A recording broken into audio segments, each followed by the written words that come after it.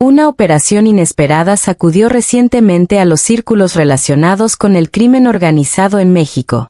Según diversas versiones que comenzaron a circular, las autoridades federales habrían intervenido el lugar donde se encontraba el mausoleo atribuido al antiguo líder del cártel Jalisco Nueva Generación, Nemesio Oseguera Cervantes, conocido como El Mencho. De acuerdo con la información difundida, la decisión habría sido tomada tras recibir reportes de inteligencia considerados sensibles. Investigadores que seguían distintas líneas contra el CJNG habrían obtenido declaraciones de algunos detenidos, quienes aseguraron que cierta información importante fue escondida en un sitio poco imaginable, la tumba del propio líder del grupo.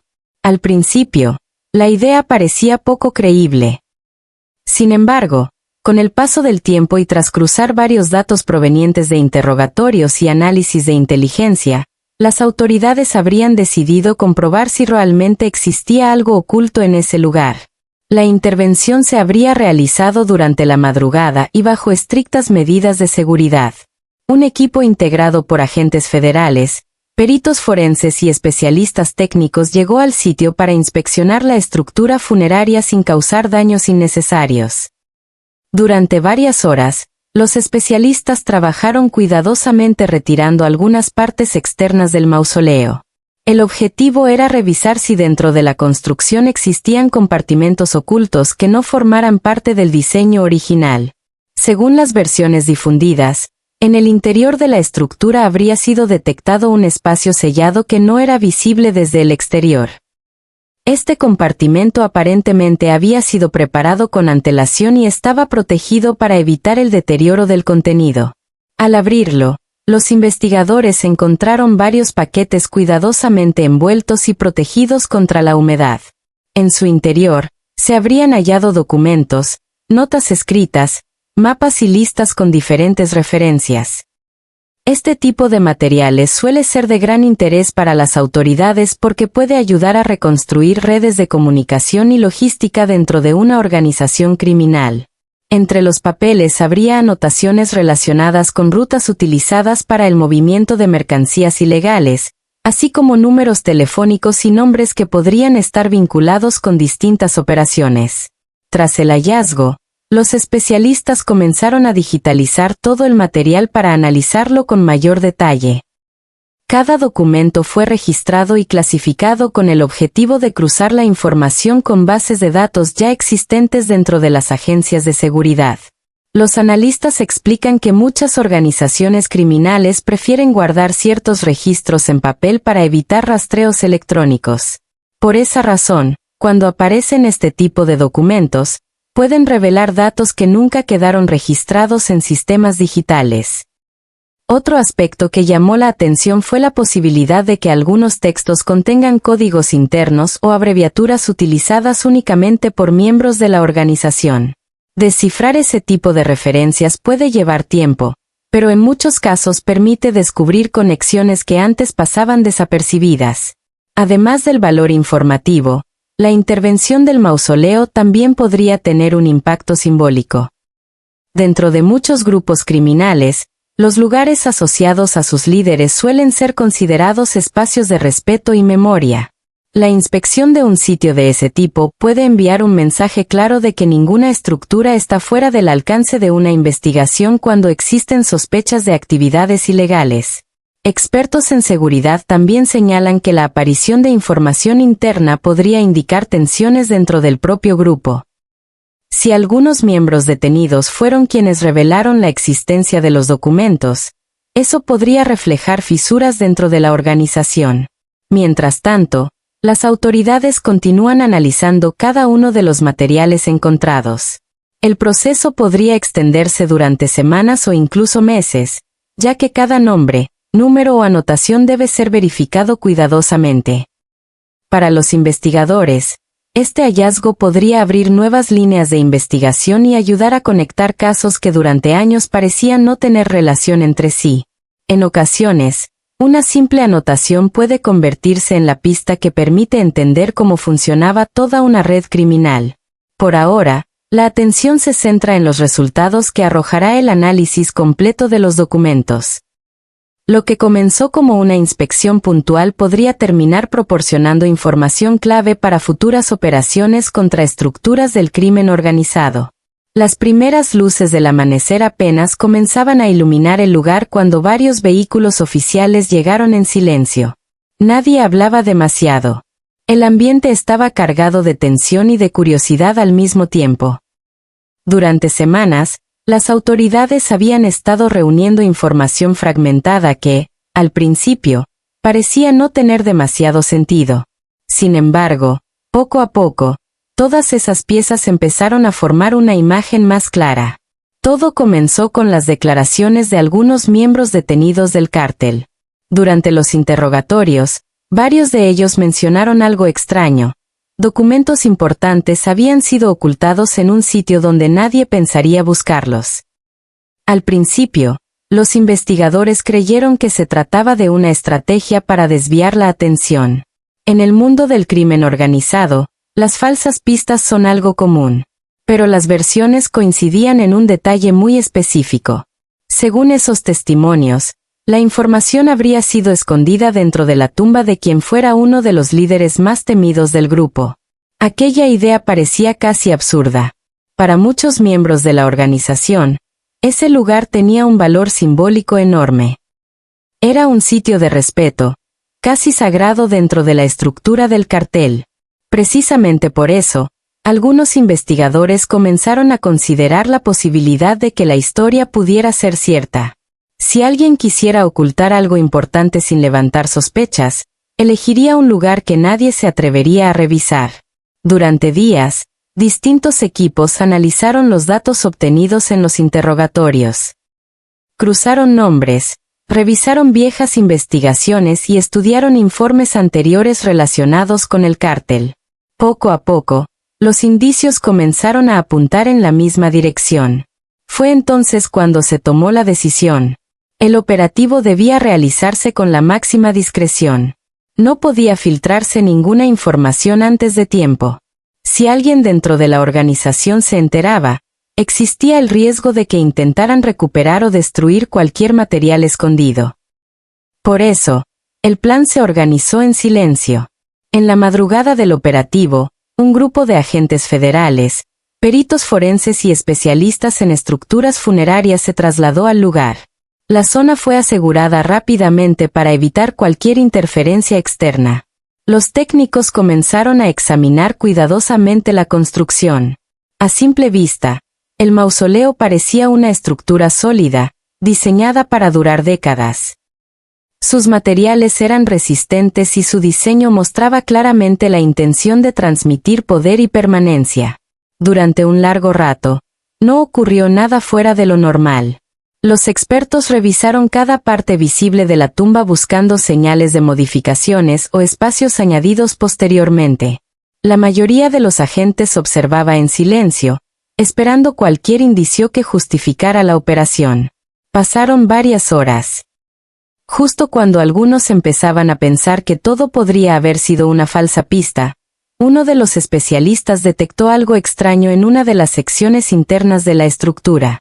Había una diferencia mínima en el sellado de una de las placas de piedra. Era un detalle casi imperceptible, pero suficiente para despertar sospechas. Los técnicos decidieron examinar esa parte con más cuidado. Utilizando herramientas especiales, comenzaron a retirar lentamente la pieza. Cada movimiento se realizaba con precisión para evitar dañar lo que pudiera encontrarse detrás. Cuando finalmente la placa fue retirada, todos los presentes guardaron silencio. Detrás de la piedra apareció algo que nadie esperaba encontrar. Un compartimento oculto. El silencio se volvió aún más pesado cuando los especialistas confirmaron lo que tenían frente a ellos. Aquella cavidad no formaba parte del diseño visible de la tumba. Era un espacio perfectamente integrado dentro de la estructura, construido con suficiente precisión como para pasar desapercibido durante años. Uno de los peritos se inclinó con una linterna para observar mejor el interior. La luz reveló varias formas rectangulares cuidadosamente acomodadas. Parecían paquetes envueltos con materiales protectores. «Aquí hay algo», murmuró uno de los técnicos. El comentario bastó para que todos los presentes se acercaran unos pasos más. Nadie decía nada en voz alta, pero la tensión era evidente. Después de semanas siguiendo rumores y declaraciones dudosas, finalmente parecía que había algo real. Los investigadores comenzaron a trabajar con extrema precaución. Antes de retirar cualquier objeto, tomaron fotografías detalladas del compartimento y de cada elemento en su posición original. Todo debía quedar registrado como parte de la evidencia. Cada paso del procedimiento era importante para asegurar que el material pudiera ser analizado posteriormente sin cuestionamientos. Cuando terminaron de documentar el hallazgo, uno de los peritos utilizó guantes especiales para sacar el primer paquete. Estaba sellado con varias capas de plástico y cinta protectora. Claramente alguien había intentado asegurar que su contenido no se dañara con el paso del tiempo o la humedad. El paquete fue colocado sobre una mesa portátil que los agentes habían preparado cerca del lugar. Los investigadores intercambiaron miradas. Era el momento de abrirlo. Con una herramienta pequeña, uno de los especialistas comenzó a cortar cuidadosamente la cubierta exterior. Poco a poco fueron retirando las capas protectoras hasta que finalmente apareció lo que había dentro. Eran documentos. Hojas de papel con anotaciones escritas a mano, algunas con marcas, otras con pequeños dibujos o símbolos. También había mapas doblados varias veces, aparentemente utilizados con frecuencia. Uno de los analistas tomó el primer documento y lo observó con atención. Esto podría ser importante, dijo en voz baja. Mientras tanto, otros peritos continuaban sacando más paquetes del compartimento oculto. Había varios, todos protegidos de la misma forma. Algunos contenían más papeles. Otros parecían guardar pequeños cuadernos. Los agentes comenzaron a revisar rápidamente el contenido para tener una primera idea de lo que habían encontrado. Entre las páginas aparecían listas de nombres, números telefónicos y anotaciones que parecían indicar ubicaciones o rutas. En algunos mapas se podían ver líneas trazadas con marcador, conectando diferentes puntos. Para los investigadores, aquello era potencialmente valioso. En muchas organizaciones criminales, ciertos datos nunca se registran en dispositivos electrónicos precisamente para evitar rastreos. Por eso, los documentos físicos pueden convertirse en una fuente de información extremadamente útil. Cada hoja fue colocada en sobres especiales para su conservación. Mientras el equipo trabajaba, uno de los analistas comenzó a notar algo curioso en algunas anotaciones. Había palabras abreviadas, símbolos y combinaciones de letras que no parecían tener un significado claro a simple vista. Podrían ser códigos, comentó. Esa posibilidad hizo que varios agentes intercambiaran miradas nuevamente. Si realmente se trataba de mensajes codificados, descifrarlos podría llevar tiempo, pero también podría revelar mucho más de lo que imaginaban. Sin embargo, lo más sorprendente aún estaba por aparecer. Mientras revisaban el fondo del compartimento, uno de los técnicos notó que aún quedaba un objeto más. Era diferente a los demás. Y parecía mucho más importante, el objeto que quedaba en el fondo del compartimento no estaba envuelto como los demás paquetes.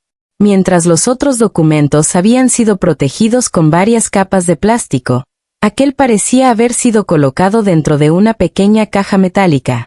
El técnico que lo descubrió levantó la vista hacia sus compañeros. Aquí hay algo más. Con cuidado, retiró la caja del compartimento y la colocó sobre la mesa donde ya se acumulaban los documentos encontrados. La caja era pequeña, de metal oscuro, con señales de desgaste en las esquinas.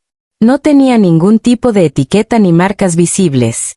Uno de los peritos tomó fotografías desde distintos ángulos antes de permitir que alguien la abriera. El procedimiento debía seguirse al pie de la letra. Finalmente, un especialista utilizó una herramienta fina para levantar la tapa. Dentro había un solo objeto. Un cuaderno. No era muy grande, pero se veía antiguo. La cubierta estaba hecha de cuero oscuro y las páginas parecían amarillentas por el paso del tiempo. A diferencia de los otros papeles encontrados, este cuaderno tenía algo distinto. Estaba claramente organizado. El analista que lo tomó con guantes comenzó a pasar las primeras páginas. Lo que vio hizo que frunciera el ceño. Las hojas estaban llenas de anotaciones detalladas. Algunas páginas tenían listas de nombres, otras contenían fechas, números y pequeñas observaciones escritas en letra apretada. En varios lugares aparecían símbolos que parecían repetirse una y otra vez. Esto no son notas al azar, comentó uno de los investigadores. El cuaderno parecía ser algún tipo de registro. Tal vez una especie de bitácora donde alguien había guardado información importante. Algunas páginas incluían mapas dibujados a mano con rutas señaladas entre diferentes ciudades. En otras se veían abreviaturas que podían representar lugares o personas. Sin embargo, lo que más llamó la atención fue que ciertas páginas estaban marcadas con pequeños símbolos rojos en una de las esquinas. Nadie sabía aún qué significaban. Los investigadores comenzaron a fotografiar cada página antes de guardarlo en una bolsa especial de evidencia. Ese cuaderno podía convertirse en una de las piezas más importantes del hallazgo. Pero aún quedaba mucho por entender. Porque, aunque los documentos ya parecían valiosos, nadie sabía realmente hasta qué punto podría llegar la información que contenían. Y eso solo se descubriría cuando los analistas comenzaran a estudiar cada detalle. Capítulo 4. El análisis comienza. Horas después del hallazgo, todo el material encontrado fue trasladado a un centro de análisis especializado. Las cajas con documentos fueron colocadas en una sala segura donde varios analistas de inteligencia ya esperaban para comenzar el trabajo. Sobre una mesa larga se acomodaron cuidadosamente los sobres que contenían cada uno de los papeles recuperados. El proceso sería lento. Cada documento debía ser revisado, digitalizado y comparado con bases de datos existentes. Incluso una simple anotación podía convertirse en una pista importante. Los técnicos comenzaron escaneando las primeras hojas. En las pantallas aparecieron los mapas encontrados dentro del compartimento oculto.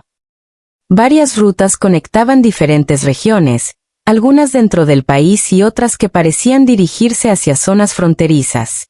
Uno de los analistas acercó la imagen y señaló una línea marcada con tinta oscura. Esta ruta ya había aparecido en una investigación anterior, dijo. Eso llamó inmediatamente la atención de los demás. Si los documentos coincidían con datos que ya tenían, aquello podría confirmar sospechas que durante años no habían podido probar. Mientras tanto, otro equipo comenzó a estudiar el cuaderno encontrado en la caja metálica. Las páginas fueron digitalizadas una por una. Al ampliar las imágenes, los analistas pudieron observar con mayor claridad los símbolos y abreviaturas que aparecían en distintas partes. Uno de ellos notó que ciertos nombres se repetían varias veces a lo largo de las páginas. Podrían ser contactos clave, sugirió. Pero aún había algo más intrigante.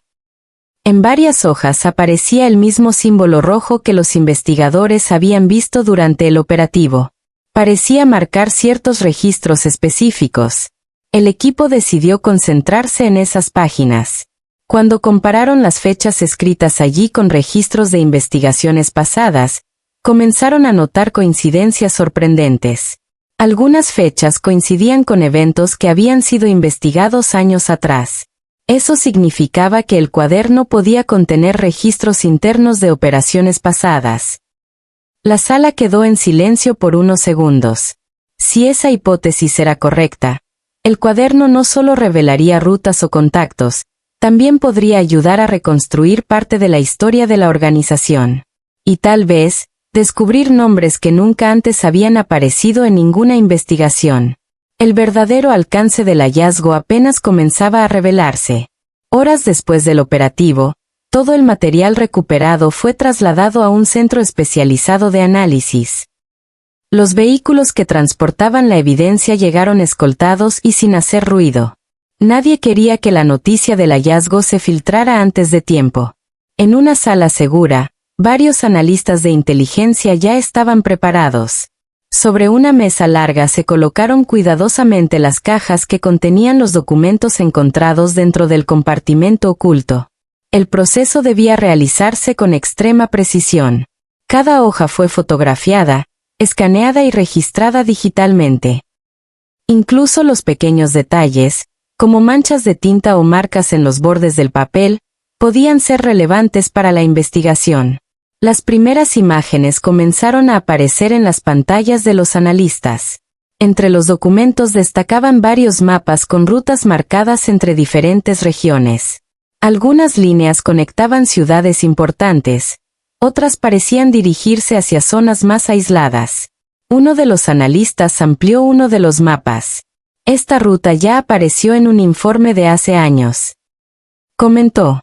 Sus compañeros se acercaron para observar mejor.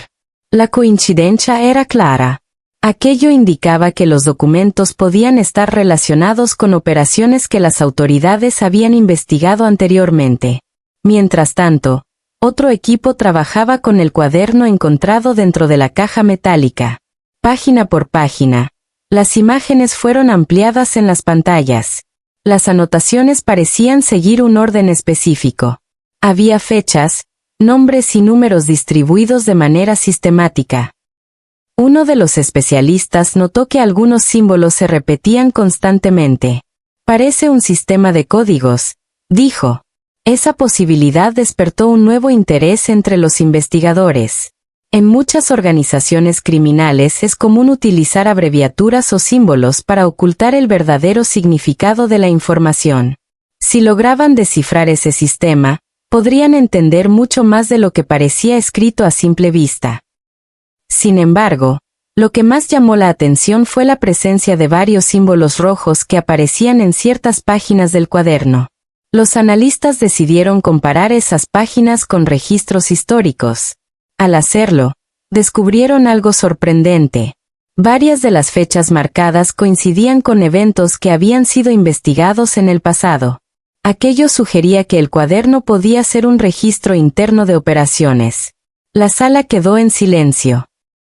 Si esa teoría era correcta, el cuaderno no solo revelaría rutas o contactos. Tambi. Es un chiste cruel. La estrategia financiera tampoco funcionó. Durante la sesión del jueves en la Bolsa Mexicana de Valores, el IPC registró una caída de apenas 0,8%, muy por debajo del 3 a 5% que la oposición esperaba como señal de alarma a los mercados. El peso cerró en 5,32 unidades por dólar, prácticamente sin cambio respecto a la semana anterior. Los mercados ya descontaron este escenario desde que Morena obtuvo mayoría calificada en junio, explicó Gabriela Siller, directora de análisis económico de Banco Base. Lo que están evaluando no es si habrá reforma judicial, sino cómo afectará la seguridad jurídica en contratos específicos. Almohadilla Washington observa con fascinación y pánico mientras México desafía la hegemonía estadounidense. Washington DC. La estrategia de autonomía soberana desplegada por la presidenta Claudia Sheinbaum ha detonado una respuesta, coordinada desde los centros de poder estadounidense que oscila entre la admiración táctica y el pánico estratégico, según revelan fuentes diplomáticas y de inteligencia consultadas por este medio durante las últimas 72 horas. El Pentágono, la Agencia Antidrogas, DEA, el Departamento de Estado y los principales fondos de inversión de Wall Street han activado grupos de análisis de crisis para evaluar lo que internamente califican como el primer desafío estructural a la hegemonía hemisférica desde la Revolución Cubana de 1959. No estamos ante un gobierno mexicano reactivo que negocia desde la debilidad, admitió bajo estricta confidencialidad un analista senior del Consejo de Relaciones Exteriores con acceso a briefings clasificados del Departamento de Defensa. Estamos ante un proyecto de poder que ha estudiado nuestras vulnerabilidades y está explotándolas con precisión quirúrgica. La preocupación en Washington no es únicamente por México. Es por el efecto dominó que la estrategia de Sheinbaum podría desencadenar en una región latinoamericana, históricamente subordinada a los intereses estadounidenses. Analistas del think tank Diálogo Interamericano señalan que gobiernos desde Brasil hasta Colombia observan con atención la capacidad de México para resistir presiones sin colapso económico. El Pentágono ha intensificado simulaciones de escenarios en los que México consolida relaciones militares con potencias extrahemisféricas. Documentos internos filtrados a medios como The Intercept revelan que el Estado Mayor Conjunto estudia opciones de respuesta graduada ante lo que denomina deriva no alineada de la política exterior mexicana. Pero la verdadera batalla se libra en los mercados financieros. Goldman Sachs, JP Morgan y BlackRock han recalibrado sus modelos de riesgo para México en las últimas semanas. La pregunta no es si México puede sostener esta postura, explicó un gestor de fondos emergentes que pidió anonimato. La pregunta es cuánto tiempo Washington puede permitirse que lo haga sin que otros países copien el modelo. La DEA enfrenta su propia crisis existencial. La solicitud mexicana de control de flujo de armas estadounidenses invierte la narrativa de décadas en la que México era el problema y Estados Unidos la solución. Han convertido nuestra principal arma de presión. La guerra contra las drogas, en nuestra principal vulnerabilidad política, reconoció un exfuncionario de la agencia ahora en el sector privado. Wall Street calcula los costos de una confrontación abierta. Almohadilla dos modelos en disputa, la sumisión ecuatoriana frente a la soberanía española. Ciudad de México, la estrategia mexicana de resistencia soberana enfrenta ahora su prueba de fuego más compleja. Washington ha activado un arsenal completo de presión híbrida que oscila entre la guerra económica silenciosa y la diplomacia coercitiva, según revelan documentos filtrados de agencias de calificación crediticia y memorandos internos del Departamento del Tesoro obtenidos por este medio. El modelo de presión no es nuevo. Estados Unidos lo ha perfeccionado durante décadas en América Latina. Pero la pregunta que obsesiona a los estrategas en el Consejo de Seguridad Nacional es inquietante. ¿Funcionará contra un México que ha estudiado meticulosamente cada uno de estos mecanismos de coerción? Analistas del Centro de Estudios Estratégicos Internacionales, CSIS, en Washington identifican dos paradigmas en disputa. El primero, Ecuador bajo Daniel Noboa, quien tras recibir presiones coordinadas permitió en enero pasado la entrada de fuerzas estadounidenses a la embajada mexicana en Quito para arrestar al ex vicepresidente Jorge Glass. Noboa cedió en 72 horas, admitió un funcionario del Departamento de Estado bajo condición de anonimato. Esa es la velocidad que esperábamos de Sheinbaum. El segundo modelo es España. Cuando en 2023 el gobierno de Pedro Sánchez desafió intereses corporativos estadounidenses en sectores energéticos, Washington activó downgrade crediticio coordinado, alertas de inversión y presión diplomática. Madrid resistió. Hoy España mantiene su política energética soberana y su economía creció 2,4% en 2024. La pregunta no es si México puede resistir, explicó a este medio Patricia Rodríguez, economista senior del Peterson Institute con acceso a briefings del Fondo Monetario Internacional. La pregunta es cuánto dolor económico está dispuesta a absorber la presidenta Sheinbaum antes de que la presión interna la obligue a negociar. El manual de presión híbrida ya está en marcha. Fuentes en 3 agencias de calificación crediticia confirman que analistas de riesgo han recibido orientación informal para revisar las perspectivas de deuda soberana mexicana. Moody's, Fitch y Standard & Poor's programaron reuniones de evaluación extraordinarias para las próximas 6 semanas. La técnica es quirúrgica, no se degrada inmediatamente la calificación, se coloca al país en perspectiva negativa. Esto dispara automáticamente el costo